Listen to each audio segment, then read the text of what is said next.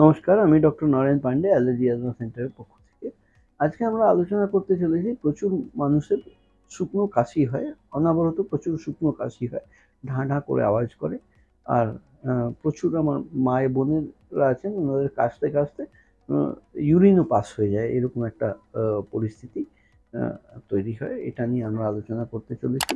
আপনারা যারা নতুন দর্শক, দয়া করে লাইক, সাবস্ক্রাইব, কমেন্ট, শেয়ার করবেন। আর পুরনো দর্শক যারা লাইক, সাবস্ক্রাইব, কমেন্ট, শেয়ার করছেন, ওনাদের অনেক অনেক ধন্যবাদ। আপনারা কে কোথা থেকে ভিডিওটা দেখছেন একটু যদি কমেন্ট বক্সে লেখেন, তাহলে পরবর্তী ভিডিওগুলোতে আমি আপনাদের নাম নিয়ে অভিবাদন করতে পারবো। প্রচুর মানুষের এরকম শুকনো কাশি হয়। এই শুকনো কাশি হওয়াতে এত এক্সারশন বডিতে হয় যে সে ওই ইউরিনারি ব্ল্যাডারের উপরে প্রেশার দিয়ে ইউরিনও পাস হয়ে যায়। অপ্রস্তুতিকর পরিস্থিতিতে সম্মুখীন হতে হয়। আর এই শুকনো কাশিতে কোনো সিক্রেশন হবে না, শুধু ড্রাই কফ হবে, ড্রাই কাশি হবে, গলায় ইরিটেশন হবে, বুকে চাপ ধরবে, এইরকম একটা সিমটম তৈরি হয়।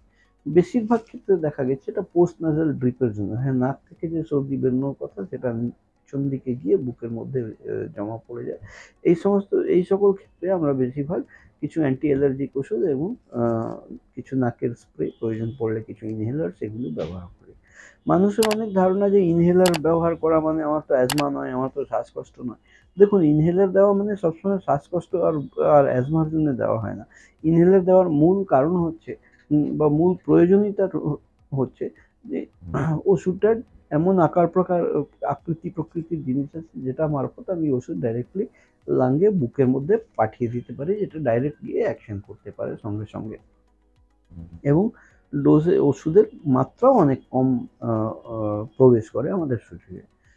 এগুলো হলো টেম্পোরারি মেজার্স, কিন্তু পার্মানেন্ট মেজারের জন্য আমাদের খুঁজে বার করতে হবে যে কোথা থেকে হচ্ছে এটা।